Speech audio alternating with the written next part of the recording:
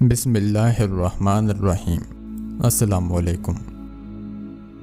आंखों में हैरानी लिए मैं अपनी बाजी को सुन रही थी, जो मुझ पर उस वक्त वो हकीकत अश्कार कर रही थी जिसकी वजह से वह सारे गांव में बदनाम हो चुकी थी।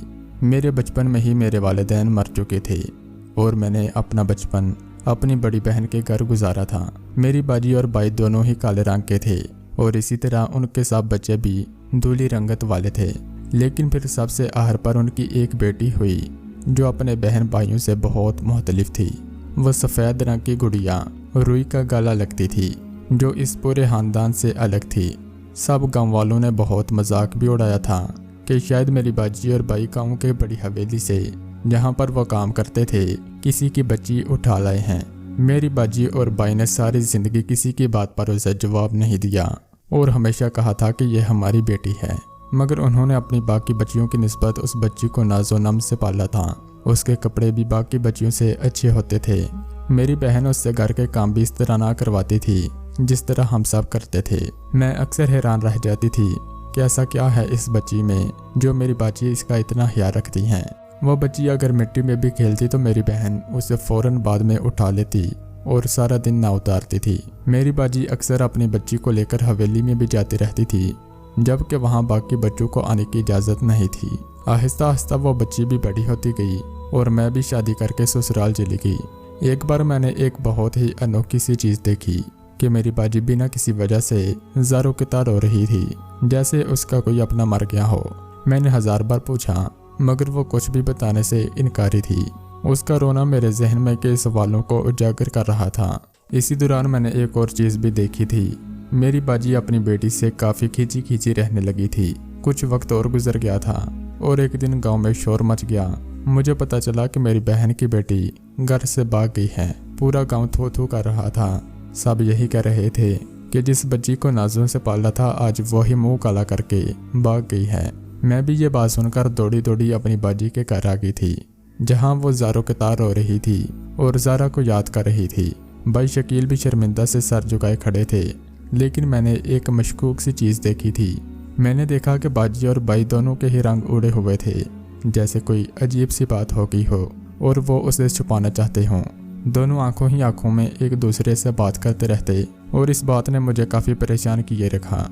मैं उस दिन रात को पूछने का इरादा करके सारा दिन बस लोगों को आता जाता देखती रही। फिर शाम के साए डलने लगे थे और जैसे ही मैं उससे पूछने लगी तो मेरा शौहर मुझे लेने आ गया। मेरी सास की तबीयत कुछ ठीक नहीं थी, उसे अस्पताल लेकर जाना था। तब ही मैं वहाँ से वापस आ गई और सोचा कि 1-2 दिन में आकर फिर पूछ लूँगी, मगर किस्मत की करनी ऐसी हुई कि अगले ही दिन मेरी सास इस दुनिया से चली गई और हम उनकी तदफीन और रस्मात में लग गए थे। कुछ अपनी माँ जैसी सास का जाना और बाकी मेरे कंधे पर पड़ने वाली उनकी जिम्मेदारियाँ ऐसी थी कि ये बात मेरे जहन से ही निकल गई और मैं कुछ भी ना पूछ सकी। मेरी बाजी उन्हीं दिनों कुछ परेशान सी रहती थी और मेरे बहनोई भी अब काफ़ी खामोश से हो गए थे और अक्सर कहीं ना कहीं रात के होते ही दोनों निकल जाते। एक बार फिर मेरे शक ने अंगड़ाई ली थी। मुझे लगा था कि मेरी बाजी शायद कुछ गलत कर रही हैं या उनके साथ कुछ गलत हो रहा है। दिन गुजरने के साथ साथ मेरा शक भी बढ़ता जा रहा था और फिर एक दिन ज़ारा वापस आ गई, लेकिन वो अकेली नहीं थी। उसके साथ जो आदमी था उसे देखकर हम सब दंग रह गए थे। ये तो हमारे गाँव के बड़ी हवेली के छोटे मलक थे जिन पर इस गांव की सब शहजादियां मरती थी। उन्हें देखकर इस गांव की आधी लड़कियां रुक जाती थी। वो खूबसूरत तो भला का था, ऊंचा लंबा कद, सुर्ख सफ़ेद और बहुत से लोगों के दिलों की धड़कन था। लेकिन एक बात जो हम सबको हैरान कर रही थी कि आखिर इस तरह भागकर ही शादी क्यों की गई। वो जितने बड़े घर से था वो लोग एक बार भी किसी से पूछते तो वो अपनी बेटी फ़ौरन उसे दे देते। बाजी ने ज़ारा को छोटे मालक के साथ देकर जैसे अपना माथा पकड़ लिया और ऊंचे ऊंचे बैन करने शुरू कर दिए। ज़ारा ये तूने क्या कर दिया? तुझे सारे जहान में यही एक मिला था किया। बाजी जो ज़ारा को देखकर पहले तो थोड़ी मुतमिन सी हो गई थी, अब छोटे मालों को देखकर उसकी हालत संभलने न पा रही थी और इसी तरह रोते रोते बाजी ज़मीन पर गिर गई थी। उसके गिरते ही ज़ारा आगे आई और बाजी को थामना चाहा, लेकिन भाई शकील ने मना कर दिया और उसे यहाँ से जाने का कह दिया। सारा गाँव आंखें फाड़े ये मंजर देख रहा था कि देखो ज़रा इनकी हिम्मत, खुद सारी ज़िंदगी जिस हवेली का नमक खाया अब वहीं बेटी की शादी होने पर रो रही हैं। भाई के कहने पर ज़ारा रोती रही और घर से चली गई। उसकी आंखों में कई आंसू थे जिन पर एक लम्हे को मेरा भी दिल पसीजा गया था, लेकिन फिर दूसरे ही लम्हे मुझे अपनी बाजी की काबिल रहम हालत का ख्याल आया। बाजी जो काफ़ी देर से होश में नहीं आ रही थी, शाम के साए डाल रहे थे कि बाजी ने आंखें खोली और पहला सवाल किया कि ज़ारा कहाँ है। अब की बारी जो अब्बा शकील ने जवाब दिया था, उन्होंने बताया था कि वह ज़ारा को घर से निकाल चुके हैं, जिस पर बाजी ने शिकवा को निगाहों से बाई की तरफ देखा और फिर से रोने लगी और मुसलसल यही कहे जा रही थी कि हमसे गुनाह हो गया ज़ारा के अब्बा और हम लोग कुछ ना कर सके। हमसे गुनाह हो गया, बल्कि गुनाह नहीं, हम तो गुनाह कबीरा का इर्तिकाब कर बैठे हैं। और ऐसे ही कहते कहते बाजी फिर से गनूदगी में चली गई। आखिर में बाजी से कौन सा गुनाह हुआ था जिस पर वो इस तरह से रो रही थी। मैं उस रात अपने शोहर से इजाज़त लेकर वहीं रह गई ताकि अपनी बाजी से सारी हकीकत जान सकूं, क्योंकि मेरी छठी हिस्स कह रही थी कि बाजी हमसे कुछ न कुछ तो छुपा रही हैं। गांव वाले काफ़ी देर तक आकर बाजी का हाल अहवाल पूछते रहते और अक्सर यही कहा करते थे कि इतने बड़े घर का लड़का है, तुम तो खुशकिस्मत हो जो ऐसा दामाद मिल रहा है। सारी दुनिया ऐसा दामाद चाहती है और तुम हो कि नाशुक्री कर रही हो। लोगों की इस तरह की बातें सुनकर बाजी फिर से रोने लगी थी और अपने सर पर हाथ मारती रहती। इस वजह से मैं इसके बाद किसी को घर में ना आने दिया। जो भी आता मैं यही कहती कि बाजी सो रही है और खुद बाजी के पास बैठकर अपने बचपन की और अम्मी अब्बू की बातें करते रहते। हम दोनों बहनों ने सारा दिन काफ़ी बातें की। मैंने बाजी के पास बैठकर खाना खाया। रात हुई तो बाजी सबसे पहले लेट गई थी और मैं उसे सोता देख रही थी। रात का न जाने कौन सा पहर था जब मैंने देखा कि बाजी अपनी चारपाई से उठ रही हैं। मैं भी आंखें बंद किए लेटी रही। मैं ये देखना चाहती थी कि वो क्या करती हैं। बाजी ने जब यकीन कर लिया कि मैं सो गई हूँ तो वो कमरे में मौजूद संदूक के पास बैठी और अपने पल्लू के साथ नई हानि से उसे खोला था। मुझे यकदम याद आया कि बाजी ने कभी भी इस संदूक को खोलने नहीं दिया था। मैं अब उठकर बैठ गई थी, लेकिन बाजी का ध्यान अब मुझसे हट चुका था। वो दूसरी तरफ मुँह किए एक संदूक से कुछ चीज़ें निकाल रही थी। मुझे हमेशा लगता था कि बाजी इस संदूक में अपना जेवर रखती हैं और आज मुझे भी ये जानने का इश्ताक हुआ था, इसलिए मैं अब तक खामोश ही देखती रही। बाजी ने एक एक करके चीज़ें निकालना शुरू की थी। बाजी ने एक एक करके सारी चीज़ें निकालना शुरू की थी और मैं वो चीज़ें देखकर हैरान रह गई। सबसे पहले वो कुछ कपड़े थे जो बहुत ही छोटे बच्चे के थे। इसके बाद कपड़ों का साइज़ बड़ा होता गया। वो सब लड़कों के कपड़े थे। इसके बाद बाजी ने खिलौने निकालना शुरू किए। कुछ प्लास्टिक के थे तो कुछ मिट्टी के थे। इसके बाद तस्वीरों की बारी आई। एक एक करके वहाँ काफ़ी तस्वीरें हो गई थी। मैंने अपने जहन पर जोर डाला था और इनमें से कुछ कपड़े ज़ारा के थे जो वो बचपन से अब तक पहनती आई थी और कुछ खिलौने भी थे, लेकिन बाकी कपड़े और खिलौने इसमें तो ज़ारा के पास मैं नहीं देखती थी। इसके बाद बाजी ने तस्वीरें भी देखना शुरू की तो मैंने शीरों में जो तस्वीरें देखी थी वो भी ज़ारा की थी, लेकिन उसके बाद उनमें एक और वजूद का इजाफा हुआ था। मैं इतनी दूर नहीं बैठी थी कि वह शक्लें देख ना सकूं, लेकिन फिर भी वो दूसरा वजूद जो किसी और बच्ची का था मेरी पहचान में नहीं आ रहा था, लेकिन उसकी शक्ल मेरी बाजी और बाई शकील से बहुत मिल रही थी। उसका रंग भी वैसा ही सांवला था जैसा बाजी के बाकी बच्चों का था। बाजी ने सारा सामान रखना शुरू किया, साथ साथ चूमती जाती और फिर रोती भी जाती और फिर एक गठरी बना ली इससे पहले कि वो उठती और फौरन वापस लेट जाती। मैं देखना चाहती थी कि बाजी कहाँ जाती हैं। उसने वो गठरी उठाई और सहन अबूर किया जहाँ सब चारपाइयाँ बिछाकर सो रहे थे। सहन से बाहर जाकर बाजी ने वो गठरी ज़मीन पर रखी और उस पर मिट्टी का तेल डाला। इससे पहले कि वह सारे सामान को आग लगा देती, मैंने फौरन आगे बढ़ी और उसका हाथ पकड़ लिया। मुझे देखकर बाजी की हवाइयाँ उठ चुकी थी। मैंने वो गठरी उठाई और बाजी को साथ लेकर अंदर आ गई। उसे चारपाई पर बिठाया और पानी का गिलास दिया था। बाजी अब सर झुकाए बैठी थी जैसे उसका कोई राज पकड़ा गया हो। मैंने उठकर एक बार फिर बाहर देखा कि कहीं कोई जाग तो नहीं गया और फिर जब इत्मीनान हो गया कि सब सो चुके हैं तो मैंने अपनी बहन से सवाल किया जो काफ़ी दिनों से मेरे दिमाग में घूम रहा था। मैंने उससे पूछा कि मुझे कुछ दिनों से तुम अजीब सी लग रही हो, एकदम से रोना और फौरन खामोश हो जाना और अब वो पहले सब चीज़ें देखना, उन्हें चूमना और फिर आग लगाने के लिए जाना। मुझे ये सब ठीक नहीं लगा। मैंने उससे यह भी कहा था कि मुझे आपका ऐसे सब करना मशकूक लगा है। पहले कुछ अर्सा पहले आपका ज़ारा के साथ रवैया भी अलग हो गया था और फिर आप उसके लिए इतना रोना धोना क्यों बाजी? मेरी बात पर बाजी ने कहा कि ऐसा बिल्कुल भी नहीं है जैसा तुम सोच रही हो। वो तो सब ऐसे ही बस हुआ, ये तुम्हारे दिमाग का फतूर है। मगर मुझे इस बात पर बिल्कुल भी सच्चाई मालूम नहीं लगती थी। मैंने अपनी बात एक बार फिर से दोहराई थी, लेकिन वो फिर भी इनकारी होगी। मैंने उसे काफ़ी कुछ कहा था कि वो शायद बच्ची के सफ़ेद रंग की वजह से उसे कुछ न कहती थी, जबकि बाकी काले बच्चों को उनकी ज़रा से गलती पर ही झटक कर रख देती थी। तो ये मतलब हुआ कि वह बाकी औलाद से प्यार नहीं करती थी, या फिर वह शायद अपनी ही बेटी की खूबसूरती से जलती थी और इसलिए वो ये सब कर रही थी। इस इल्ज़ाम पर उसकी आंखें भीग गई थी और फिर उसने मेरे सामने सच के पर्दे खोलने शुरू किए। उसने वो राज बताया जो आज तक वो दुनिया से छुपाए हुए थी। उसने कहना शुरू किया और मेरा मुंह उसकी बात पर खुलता चला गया। 18 साल पहले मैं उम्मीद से थी और उन्हीं दिनों हम लोग बड़ी हवेली वालों के लिए काम किया करते थे। तब ही मालिक के घर में औलाद हुई थी। पहला बेटा तब 4 साल का था, जिसका नाम बाबर था। मुझे याद है कि एक बार बाबर ने मालिकन से कहा था कि मुझे बहन चाहिए। उसका अंदाज इतना प्यारा था कि मुझे बेसहाता उस बच्चे पर प्यार आ गया। लेकिन मालिकन ये सुनकर रोने लगी और बड़ी देर तक रोती रही। मैं सोचने लगी कि क्या बड़े लोगों को भी अपने बच्चियों के नसीब से डर लगता है, या उन्हें भी शायद बेटी नहीं चाहिए थी। ऐसे ही कुछ दिन गुजर गए थे और फिर एक रात मुझे दर्द उठा और उसी रात मैंने एक बच्ची को जन्म दिया। उसी रात मालिकन के घर में भी एक बच्ची को जन्म दिया। हर तरफ मुबारकबाद का शोर था, लेकिन मालिक और मालिकिन के चेहरे पर मुझे परेशानी के हौले दिखाई दिए। मैं समझ नहीं पा रही थी कि आखिर ये सब क्यों है। हम लोग तो गरीब होकर भी बेटी की पैदाइश पर खुश हैं, फिर ये लोग इतने दान दौलत वाले हैं और है भी पहली बेटी, तो फिर ये परेशान क्यों हैं। मैंने दिल में मालकिन से बात करने का इरादा रखते हुए सो की। 2 दिन ऐसे ही गुजर गए थे। मुझे मालकिन ने अपने कमरे में बुलाया। मैं थोड़ी हैरान हुई थी, मगर अपनी बच्ची उठाए वहाँ चली गई। मैं यहाँ काफ़ी अरसे से काम कर रही थी, लेकिन आज तक मालकिन के कमरे में नहीं गई थी। आज जब मैंने वहाँ कदम रखा तो मेरी आंखें चंदी आ गई थी। ऐसी शान शौकत तो कहीं राजा महाराजों के घरों में ही होती होंगी। तभी मेरी नज़र बिस्तर पर पड़ी, जहाँ बहुत सारे जवाहरात पड़े थे, जैसे किसी शाही सल्तनत का खजाना था। मैं वो देखकर काफ़ी मरगूब हुई थी और ज़रा फासले पर खड़ी हो गई थी कि कहीं उनमें से किसी की चोरी का इल्ज़ाम मुझ पर ही ना लग जाए। अलबत्ता मेरी आंखें अब भी उस सोने की डेर पर थीं, जिसकी रोशनी से मेरी आंखें चंदी आ गई थी। मालकिन आगे बढ़ी और मुझे बैठने का कहा।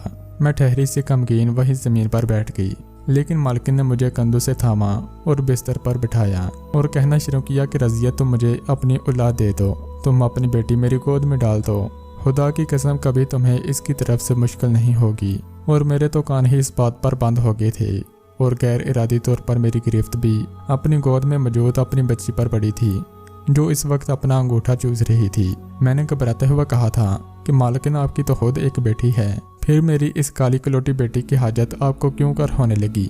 मेरी इस बात पर मालकिन फूट फूट कर रोने लगी थी, मानो मैंने उसकी दुखती रग पर हाथ रख दिया हो, और रोते रोते कहा कि रज़िया, मजबूरियाँ किसी इंसान को नहीं देखती। ये बदले नहीं चाहते कि बेटियाँ कैसे पाली जाती हैं। मालकिन की बात पर मुझे उनकी आंखों में कुर्ब नजर आया था और मेरा तो जस्स और बढ़ चुका था।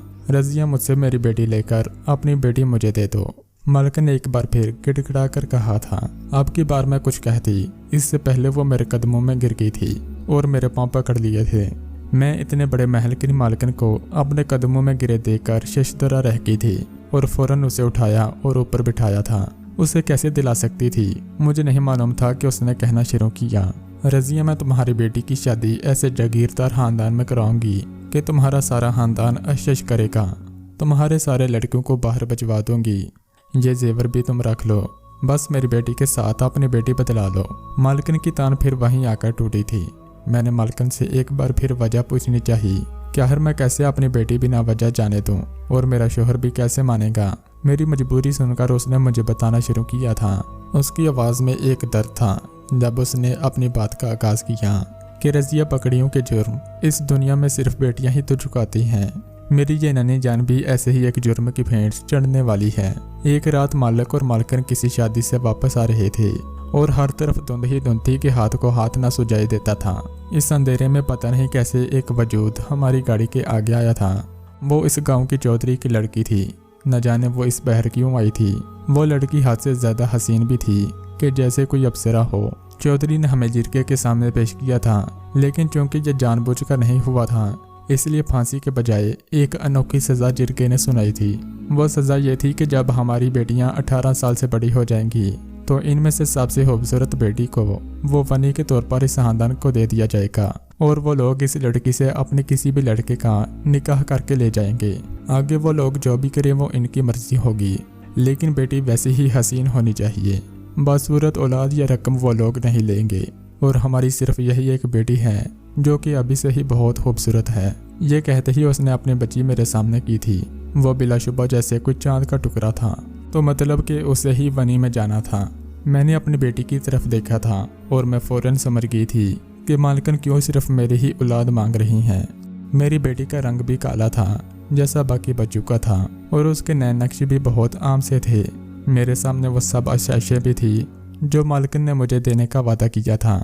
मेरे बेटी का मुस्तकबिल और मेरी बेटी की ज़िंदगी मेरे सामने घूम गई थी और मैं बच्चियां बदलने पर रजामंद हो गई थी, जिस पर मालकन का चेहरा ऐसे खिला था जैसे किसी ने उसे ज़िंदगी का परवाना थमा दिया हो। मालकन ने कई जेवर मेरी झोली में डाल दिए थे और वही अपनी औलाद भी मेरी झोली में डाल दी थी और फिर मेरी बेटी पकड़कर उसे चूमा था। मैं तो उस बच्ची को देखकर चूम भी ना सकी, वो इतनी नाजुक गुड़िया थी। जैसे मालकन ने मुझे कहा था कि मैं अक्सर इस बच्ची को मिलने आया करूंगी और इस तरह वो भी अपनी औलाद को देख लिया करेगी, लेकिन हम बच्चियों को नहीं बताएंगे कि ये सब कौन हैं। जब दोनों बच्चियां बड़ी हो जाएंगी और इनकी शादी हो जाएगी तब हकीकत सामने आ जाएगी। और मालकिन की इस बात से भला मुझे क्या मसला हो सकता था।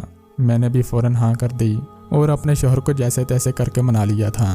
वो भी रजामंद हो गया था और इस तरह एक शहजादी हम गरीबों की कुटिया में पलने लगी थी और हमारी बेटी वहाँ महलों में जिंदगी जी रही थी। मैं अक्सर वहाँ जाकर उसे देखती थी और उसकी कई तस्वीरें और छोटे छोटे कपड़े खिलौने लेकर जाया करती थी।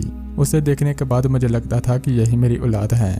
ज़ारा को भी मैं अक्सर वहाँ लेकर जाया करती थी। वहाँ जाकर वो बाबर के साथ खेलती रहती थी और मैं भी उसे खेलने देती थी, क्योंकि मुझे लगता था कि खून की तासीर है, दोनों में उनसियत तो होगी। ऐसे ही कई दिन गुजर गए थे कि हमारी बच्चियां भी बड़ी होगी। ज़ारा और रोशनी दोनों 18 साल की हो चुकी थी कि दूसरी हवेली वालों ने वनी का मुतालबा किया था और रोशनी को देखने वहाँ आ गए थे। और फिर वही हुआ जिसके बारे में मालकिन ने कहा था। वो लोग रोशनी को लेकर नहीं गए थे, उन्हें तो खूबसूरत लड़की चाहिए थी, कोई काली कलोटी नहीं। मगर वो लोग एक फूटी कोड़ी भी लेकर नहीं गए थे। मैं भी इस बात पर हैरान थी, लेकिन इसका जवाब 3 दिन बाद हम सबको मिल ही गया था, जब रोशनी अपने कमरे में मुर्दा हालत में पाई गई थी। वो लोग खून का बदला खून में ले चुके थे। बेटी बदसूरत थी तो क्या हुआ, बेटी तो थी। इन दिनों मालकिन भी बहुत रोई थी। आखिर उसने भी रोशनी को पाला था और मैं भी अपने उस दुख में बहुत रो रही थी कि मैं कभी अपनी बेटी को अच्छे से गले भी न लगा पाई थी। कुछ दिन मजीद गुजरे थे कि एक और बुंजाद आ गया था। ज़ारा ने मुझसे और शकील से बाबर से शादी करने का कहा था। उस पर हम दोनों ने इनकार कर दिया था। आखिर हम दोनों कैसे उसकी शादी उसके सगे भाई से करवा देते थे। ये तो गुनाह कबीरा था जिसका मर्तकब होने का हमें ज़ाहरा कह रही थी। हम दोनों परेशान थे कि आखिर इस मसले से कैसे गुजरा जाए। हम अभी इसी सोच विचार में थे कि ज़ाहरा घर से भाग गई थी। हमारे सारे किए करवाए पर पानी फिर गया था। इस बच्ची की जिंदगी बचाने के लिए हमने अपनी बेटी गंवा दी थी और ये हमारा ही मुंह काला करके चली गई। आज जब वो अपने शोहर के साथ आई थी तो ये मैं कैसे देख सकती थी कि वो अपने भाई की बीवी से। बाजी मुझे ये सारी बात बता चुकी थी और अब वो फूट फूट कर रो रही थी और मैं तो हैरानी से सब सुन रही थी कि हमें कुछ पता भी ना चला। बाजी के दर्द और उनके काम का अंदाज़ा करते मेरी आंखों से आंसू निकले थे। अगले दिन सुबह सुबह बाजी और शकील भाई हवेली जाने के लिए तैयार हुए थे। उन दोनों ने सोच लिया था कि अब वो कुछ भी छुपाएंगे नहीं और ज़ारा को सारी हकीकत बता देंगे। मैं भी आज उनके साथ थी। वहाँ हवेली पहुंचे तो सामने ही मालकिन नजर आ गई थी जो मालिक को चाय दे रही थी। आज बाजी का सर झुका हुआ नहीं था। वो उन दोनों के सामने कुर्सी पर बैठ गई थी और मालकिन से कहा था कि उसने बेटी को तो बचा लिया लेकिन एक कबीरा गुनाह कर बैठी हैं। इस बात पर मालकिन ने हैरानगी से मेरी बाजी की तरफ देखा था और पूछा कि क्या हुआ है, तुम ऐसी बातें क्यों कर रही हो। इस पर बाजी ने उन्हें बताया कि ज़ारा ने भागकर बाबर से शादी कर ली है। आखिर सगे बहन भाई कैसे शादी कर सकते हैं। यह कहते बाजी की आंखों में आंसू आ गए थे। मालकिन ये सुनकर आवाज़ लगाई और ज़ारा और बाबर अंदर आ गए और फिर मालकिन ने कहना शुरू किया था और एक और हकीकत आश्कार की थी कि बाबर हमारा बेटा नहीं है। बाबर तो मेरे देवर का बेटा था जिसका इंतकाल एक हादसे में हो गया था और उसकी बीवी भी तब ही जाल बजी थी और तब से ही अकबर साहब ने बाबर को पाला था। ये हमारा सगा बेटा नहीं है और हमें इनके निकाह का भी पता है। माला के इस इंकशाफ पर मेरी बाजी का रंग लट्ठे की मानद सफ़ेद पड़ चुका था। उन्हें बाकी हकीकत तो बताई भी नहीं गई थी। सारी जिल्लत इन गरीब लोगों के हिस्से में आई थी। मालकिन ने आज फिर मेरी बाजी के कदमों को छुआ था, मगर आज मेरी बाजी वहाँ से उठ आई थी और सारे रास्ते यही सोच रही थी कि सारी कुर्बानियाँ गरीबों के लिए ही लिखी गई हैं। मेरी बाजी ने सारी उम्र जिल्लत ही देखी थी और अपनी बेटी भी खो दी थी। क्या गरीबों का खुशियों पर कोई हक नहीं होता? अगर आपको यह वीडियो अच्छी लगी है तो वीडियो को लाइक करें और मज़ीद इस तरह की वीडियोस के लिए हमारे चैनल को सब्सक्राइब करें। अल्लाह हाफिज़।